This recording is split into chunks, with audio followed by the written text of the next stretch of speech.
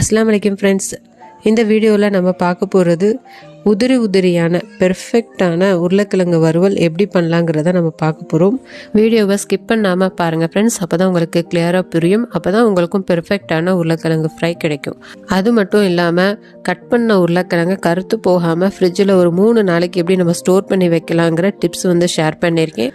இது கண்டிப்பாக ஆஃபீஸ் போகிறவங்க, ஸ்கூலுக்கு லஞ்ச் ரெடி பண்ணுறவங்களுக்கு யூஸ்ஃபுல்லாக இருக்கும். அதனால் கண்டிப்பாக ஸ்கிப் பண்ணாமல் பாருங்கள் ஃப்ரெண்ட்ஸ். இது எப்படி பண்ணலான்னு பார்க்குறதுக்கு முன்னாடி இதான் ஃபர்ஸ்ட் டைம் நம்ம சேனலை பார்க்குறீங்க அப்படின்னா மறக்காமல் நம்ம சேனலை சப்ஸ்கிரைப் பண்ணிக்கோங்க ஃப்ரெண்ட்ஸ். பக்கத்துள்ள பெல் ஐக்கானை கிளிக் பண்ணிக்கோங்க, ஆளுங்கிற ஆப்ஷனை கிளிக் பண்ணிக்கோங்க. இப்போ நம்ம எப்படி பண்ணலாங்கிறத பார்க்கலாம். இது செய்கிறதுக்கு நான் 1/4 கிலோ அளவுக்கு உருளைக்கிழங்கு எடுத்திருக்கேன். அதை குட்டி குட்டியாக கட் பண்ணி எடுத்திருக்கேன். முடிஞ்ச அளவுக்கு ஒரே அளவாக நீங்கள் கட் பண்ணி எடுத்துக்கோங்க. கட் பண்ண எல்லா உருளைக்கிழங்கையும் ஒரு பவுலில் நார்மலாக தண்ணி பிடிச்சி அதில் நீங்கள் எல்லா உருளைக்கிழங்கையும் போட்டுருங்க. அதனுடைய ஸ்டார்ச் எல்லாம் நல்லா இறங்கணும்.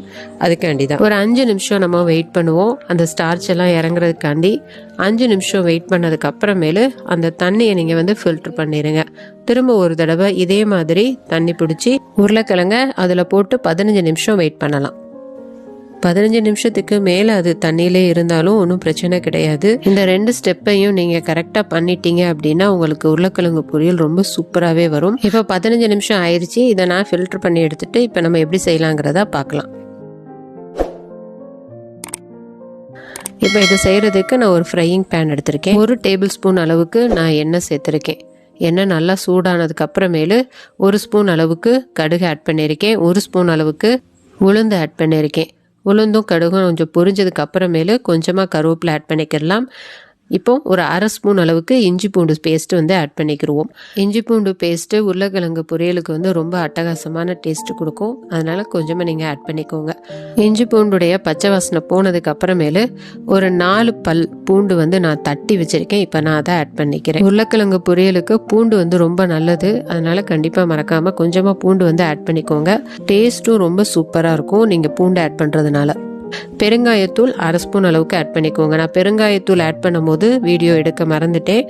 அதனால் நீங்கள் ஆட் பண்ணிக்கோங்க. 1/2 ஸ்பூன் அளவுக்கு நான் மிளகாய் தூள் ஆட் பண்ணுறேன். உங்கள் காரத்துக்கு ஏற்ற மாதிரி நீங்கள் மிளகாய் தூள் ஆட் பண்ணிக்கோங்க. 1/4 ஸ்பூன் அளவுக்கு மஞ்சள் தூள் ஆட் பண்ணிக்கோங்க. நீங்கள் மிளகாய் தூள் ஆட் பண்ணுறதுக்கு முன்னாடி கண்டிப்பாக ஃப்ளேமை லோ ஃப்ளேமில் வச்சுக்கோங்க. அப்போ தான் தீஞ்சு போகாமல் இருக்கும். இல்லைன்னா தீஞ்சு போகிறதுக்கு சான்சஸ் உண்டு. இப்போ இதோடைய பச்சை வாசனை நல்லா போயிருச்சு. இப்போ நம்ம உருளைக்கிழங்க ஆட் பண்ணிக்கலாம்.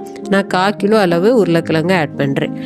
இப்போ நம்ம உருளைக்கிழங்க ஆட் பண்ணிக்கலாம். உருளைக்கிழங்க நல்லா ஆட் பண்ணி விட்டு மசாலாவில் நல்லா மிக்ஸ் பண்ணிக்கலாம். தண்ணி எதுவுமே ஊற்றக்கூடாது. நமக்கு இதுலேயே நல்லா வெந்து வரும்.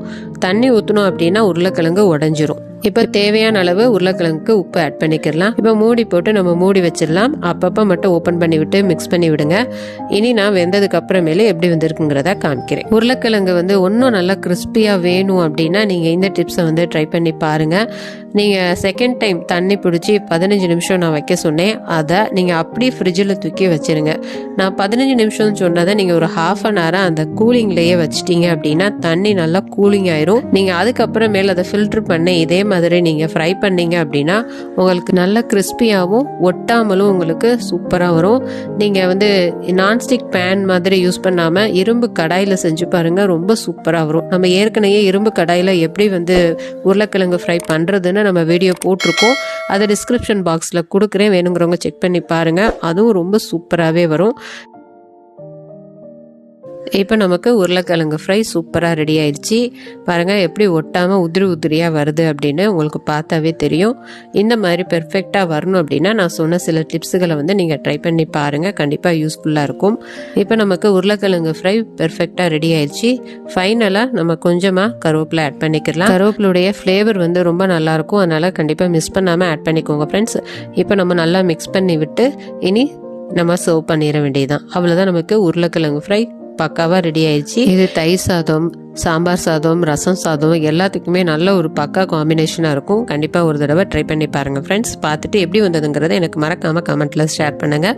இப்போ நம்ம டிப்ஸ் என்னங்கிறத பார்க்கலாம். நான் கட் பண்ண உருளைக்கிழங்க 3 நாளைக்கு எப்படி நம்ம ஃப்ரிட்ஜில் கருக்காமல் ஸ்டோர் பண்ணி வைக்கலாங்கிறத நான் சொல்லியிருந்தேன். அதுக்கு உருளைக்கிழங்க கட் பண்ணதுக்கு அப்புறமேல நான் 2 ஸ்டெப் பண்ண சொல்லியிருந்தேன். அந்த 2 ஸ்டெப்பையும் கரெக்டாக பண்ணிவிட்டு அதை நீங்கள் அப்படியே ஃப்ரிட்ஜில் தூக்கி வச்சுருங்க. தண்ணியோடய வைக்கணும்.